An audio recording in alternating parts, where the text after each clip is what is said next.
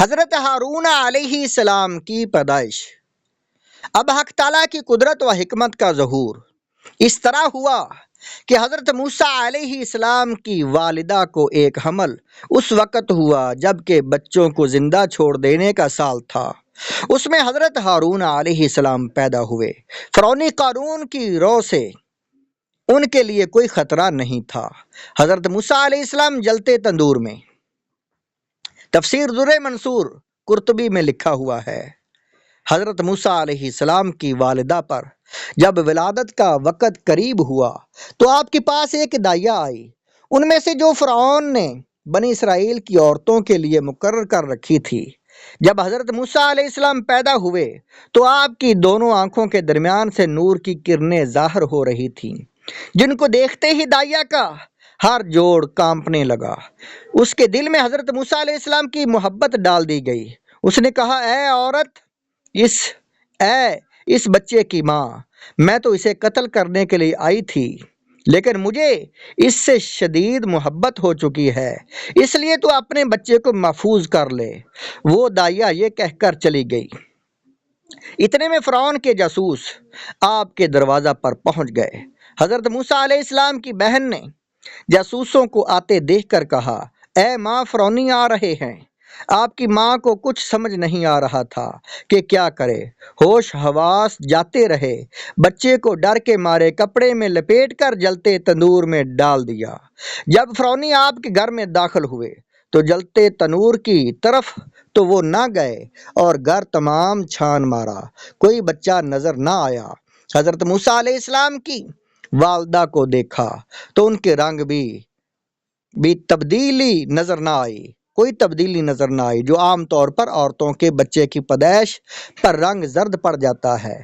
اور آپ کا دودھ بھی نظر نہ آنے پر پوچھا کہ وہ دائیا تمہارے گھر کیوں آئی تھی؟ آپ نے کہا، وہ میری دوست تھی جو مجھے ملنے آئی تھی۔ یہ کوئی جھوٹ نہیں تھا، وہ آپ کی دوست بھی تھی۔ جب فرعونی آپ کے گھر سے نکل گئے تو آپ کو ہوش آیا اور اپنی بیٹی سے پوچھا، بچہ کہاں گیا؟ یعنی آپ کو یہ بھی معلوم نہ تھا کہ بچے کو کہاں ڈالا تھا۔ بیٹی نے جواب دیا، مجھے تو کچھ پتا نہیں۔ اتنے میں تندور سے آہستہ آہستہ رونے کی آواز آئی تو آپ نے دیکھا کہ بچے پر آگ ٹھنڈی سلامت ہو چکی ہے۔ انہوں نے بچے کو تندور سے نکال لیا۔ والدہ کو جب یہ فکر دامن گیر ہوئی کہ فرعون بچے کی تلاش میں پوری جد و جہد کر رہا ہے تو آپ نے بچے کو صندوق میں ڈال کر دریا میں ڈالنے کا فیصلہ کر لیا، کیونکہ اللہ تعالیٰ نے ان کے دل میں پختہ بات ڈال دی تھی کہ اس طرح بچہ محفوظ رہے گا اور ایک دن انہیں واپس مل جائے گا۔ آپ کی والدہ ایک نجار کے پاس گئی تاکہ اس سے ایک صندوق حاصل کرے۔ اس نے پوچھا، تم نے لکڑی کے صندوق کو کیا کرنا ہے؟ تو آپ نے سچ سچ بتا دیا کہ اپنے بیٹے کو اس میں ڈال کر دریا میں ڈالنا ہے، ہو سکتا ہے کہ فرعونیوں سے بچ جائے۔ صندوق اس نے آپ کو فروخت کر دیا، لیکن بڑی کے دل میں بدنیتی پیدا ہو گئی۔ وہ فرعونی لوگوں کے پاس گیا جو بچوں کو ذبح کرنے پر مقرر تھے کہ انہیں بتا سکے۔ جب وہ ان کے پاس آیا تو اللہ تعالیٰ نے اس کی زبان کو بند کر دیا۔ وہ ہاتھ سے اشارے کر رہا تھا۔ ان لوگوں نے اسے پاگل سمجھ کر مارا اور بھگا دیا۔ جب وہ واپس اپنے گھر پہنچا تو اللہ تعالیٰ نے اس کی زبان کو اس پر پھر لٹا دیا۔ پھر وہ دوسری مرتبہ ان لوگوں کی طرف گیا تاکہ انہیں بتا سکے، پھر اس کی زبان بند ہو گئی۔ پھر ہاتھوں سے اشارے کرنے کی وجہ سے انہوں نے اسے مارا۔ گھر لوٹا، پھر اس کی زبان ٹھیک ہو گئی۔ پھر تیسری مرتبہ انہیں بتانے کے لیے گیا تو اس کی زبان پھر بند ہو گئی اور اندھا ہو گیا۔ پھر اس کی پٹائی ہوئی اور اسے واپس بھگا دیا گیا۔ اب وہ سچے دل سے توبہ کرنے لگا، اے اللہ تعالیٰ، اگر تو مجھے میری نظر اور زبان دے دے تو میں کسی کو نہیں بتاؤں گا۔ تو اللہ تعالیٰ نے اس کی توبہ قبول فرما لی اور اسے زبان اور نظر واپس کر دی۔ قرآن مجید میں اس واقعہ کو بیان کرنے کے بعد جب حضرت موسیٰ علیہ السلام کی ولادت ہوئی تو آپ کی ماں دوڑی، ڈری کہ ایسا نہ ہو کہ اس بچے کو بھی ذبح کر دیا جائے۔ اللہ تعالیٰ فرماتا ہے، وَأَوْحَيْنَا إِلَىٰ أُمِّ مُوسَىٰ ان ارضعہ، اور ہم نے وحی کی حضرت موسیٰ علیہ السلام کی ماں کی طرف کہ تو اس کو دودھ پلا۔ فرمایا اور اگر تجھے ڈر لگے کہ سپاہی اس کو نہ لے جائیں تو پھر اس کو ایک تابوت میں بند کر اور تابوت کو دریا میں ڈال دے۔ دریا سے یہ تابوت ساحل کے پاس جا لگے گا، اور پکڑے گا کون؟ فرمایا وہ جو میرا بھی دشمن ہے اور اس کا بھی دشمن ہے۔ موسیٰ علیہ السلام کی والدہ کی عقل کہتی ہے، واہ خدا، تیرے وعدے بھی عجیب۔ تو بچے کو بچانا چاہتا ہے تو میں کسی کونے میں رکھ دوں گی تاکہ یہ پولیس والوں کو نظر ہی نہ آئے، یا پھر کوئی پولیس والا اس کے گھر میں آ ہی نہ سکے۔ تو نے بچانے کا وعدہ بھی کیا تو کتنا عجیب کہ اس کو تابوت میں ڈال اور تابوت کو دریا میں ڈال۔ اب سوچئے اگر اس میں ہوا کہ داخل ہونے کا بندوبست کریں تو سوراخ رکھنے پڑیں گے، اگر سوراخ رکھے گئے تو پانی اس میں داخل ہو جائے گا۔ گویا ضدین جمع ہو گئیں۔ بہرحال ماں نے دھڑکتے دل کے ساتھ اپنے بچے کو تابوت میں ڈال دیا، عقل کی بات بالکل نہ سنی۔ وہ جانتی تھی کہ یہ اللہ رب العزت کا وعدہ ہے جو میرا بھی پروردگار ہے اور بچے کا بھی پروردگار ہے، وہی بچے کی پرورش بھی فرمائے گا۔ چنانچہ کیا ہوا، اس بچے کو فرعون اور اس کی بیوی نے پکڑا۔ بقیہ واقعہ آپ آگے پڑھیں گے۔ اس سے پہلے ایک دوسری اہم بات لکھتے ہیں جس کو تفسیر طبری نے اخذ کیا ہے۔ حضرت موسیٰ علیہ السلام دریا کی بے رحم لہروں میں۔ مصنف تفسیر طبری نے اس واقعہ میں یہ روایت لکھی ہے کہ جب حضرت موسیٰ علیہ السلام کی والدہ نے آپ کو جنم دیا تو انہوں نے حکم خداوندی پر عمل کیا، حتیٰ کہ موسیٰ علیہ السلام دریا میں بہتے بہتے والدہ کی آنکھوں سے اوجھل ہو گئے۔ حضرت موسیٰ علیہ السلام کی والدہ کے پاس شیطان آیا اور وسوسہ ڈالا تو وہ اپنے دل میں سوچنے لگیں کہ میں نے خود اپنے بچے سے یہ کیا کیا ہے، اگر وہ میرے پاس ذبح ہوتا تو میں اسے کفن دفن دیتی۔